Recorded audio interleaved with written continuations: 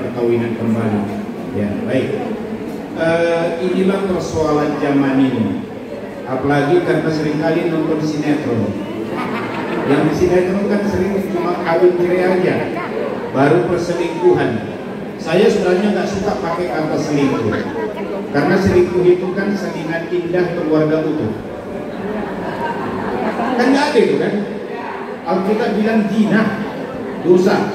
Oke, baik.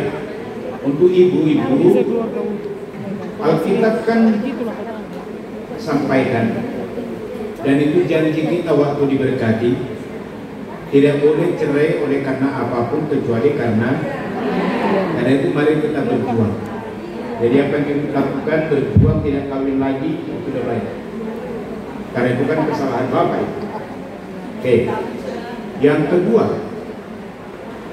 kalau kita perhatikan dalam soal angka perceraian sekarang ini, lama-lama gereja pun sangat toleran dengan perceraian. Dulu zaman waktu aku anak-anak, kalau ada orang cerai, satu aku malu. Sekarang kalau ada orang cerai, udah biasa nih. Yang penting ada surat cerainya. Inilah reduksi kebenaran. Jadi lama-lama kebenaran kita dikikis oleh zaman. Karena itu sangat tolong pegang teguh bagi kita dalam Alkitab. Oke, karena apa?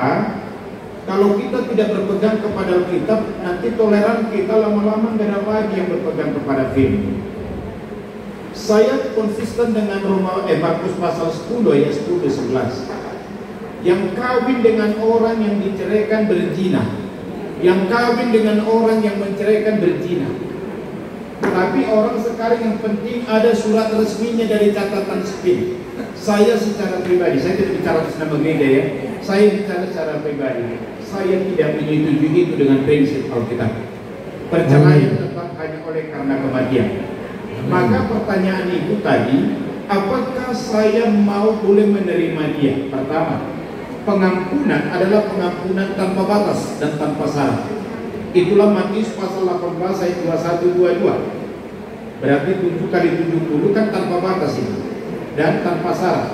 Bapak Ibu perhatikan dalam penyusunan Injil Matius, ya perhatikan Injil Matius pasal 18 diawali dengan sebuah pertobatan dulu oleh penulis Injil Matius, baru masuk pasal 19 ayat 1 sampai ayat yang ke bawah bicara tentang perkawinan. Artinya apa? Dalam teologi Injil Matius adalah hanya dengan pengampunan tanpa batas dan pengampunan tanpa syaratlah maka keluarga bisa utuh dan tidak bisa diceraikan kecuali karena kematian. Itu syaratnya.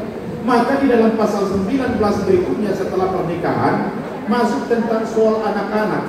Anak-anak itu disampaikan bicara tentang apa? Dia tulus kan anak itu. Anak-anak gampang gak berdamai. Berantem 5 menit bagi permen berdamai lagi. Maka itulah mau disampaikan juga sekaligus pesan.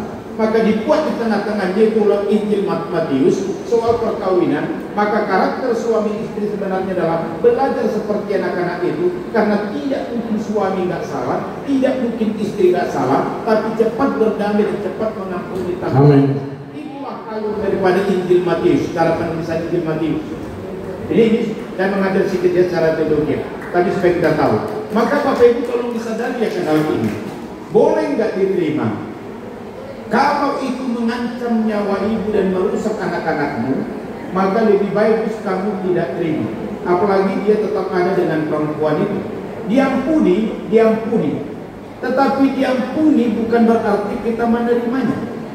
Maka kata tunduk Bapak Ibu dan tunduk dengan kasih, maka perhatikan Efesus pasal 5 itu. Efesus pasal 5 ayat 21 soal ketundukan istri duluan, tapi pihak ayat berikutnya adalah suami yang mengasihi istri sama seperti Kristus mengasihi jemaat dan sama seperti suami mengasihi dirinya sendiri. Maka ketundukan seorang istri kepada suami bukan ketundukan buta, tapi ketundukan karena istri mengalami kasih suami yang tulus, dan karena istri mengalami kasih seperti Kristus mengasihi jemaat, demikianlah suaminya mengasihi dia. Maka suami bukan diktator, karena itu suami harus mengasihi. Saya kasih contoh dapat 2 menit. Saya mau kasih contoh gini. Kalau kita merasakan kasih orang, kita tunduk kan? Kalau kita merasakan kebaikan pertolongan orang, kita hormat. Seperti itulah ketundukan istri kepada suami. Maka bapak-bapak tolong di sini. Kalau mau istrimu tunduk kepadamu, satu syaratnya, kasihi dia duluan, sayangi dia duluan. Begitu. Maka membuat istri tunduk bukan peraturan, membuat istri tunduk bukan adat, membuat istri tunduk adalah kasih suami yang betul-betul dinikmati. Ya, yang terakhir, supaya sayang suamimu samamu, belajarlah kau tunduk sama dia. Maka pertanyaannya, siapa duluan? Dua-dua berlomba. Jadi selesai.